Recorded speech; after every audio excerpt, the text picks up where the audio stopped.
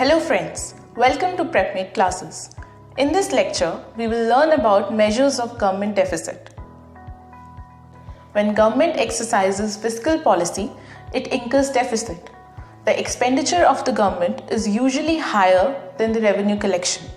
Governments prefer to run in deficit because deficit enables the government to undertake welfare of the people.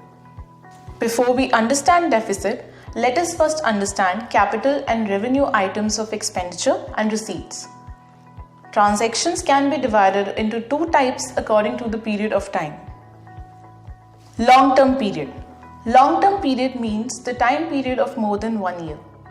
Transactions having long-term implications are capital transactions. For instance, building purchased by government will be used over many years. Thus, the transaction to purchase the building is a long-term transaction. Short-term period. Short-term period means less than or equal to 1 year. Transactions having short-term implications are revenue transactions. For instance, salary paid by government to its employees is only for rendering services in the current year.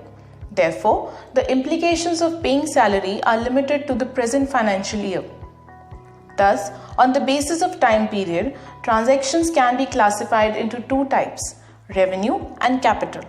Further, both revenue and capital transactions can be in nature of receipts or expenditure. Capital expenditures. Expenditures having implications of more than 1 year. For example, building purchased by the government. These expenditures are non-recurring in nature, that is, are not undertaken as a matter of routine. Revenue expenditures. Expenditures having implications of less than or equal to 1 year are called revenue expenditures. The benefit which the business gets is of short time period. For example, salary paid by the government. These expenditures are recurring in nature, that is, are undertaken as a matter of routine. Capital receipts.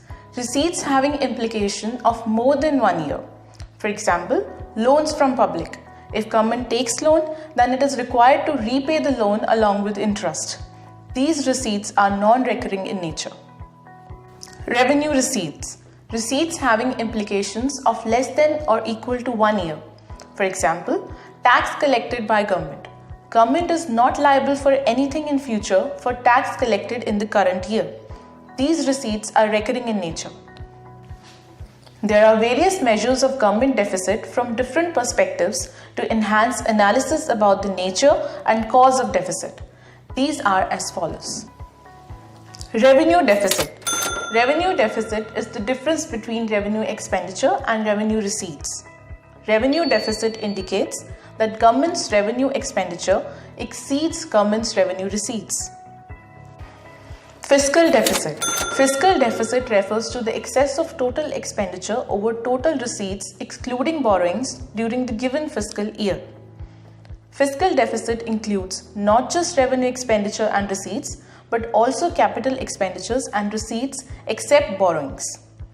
The extent of fiscal deficit is an indication of how far the government is spending beyond its means. Primary deficit. Primary deficit is one of the parts of fiscal deficit. While fiscal deficit is the difference between total revenue and expenditure, primary deficit can be arrived by deducting interest payment from fiscal deficit. Interest payment is the payment that a government makes on its borrowings to the creditors. Interest payments are excluded from calculation of primary deficit because interest payments are made on account of borrowings made in the past.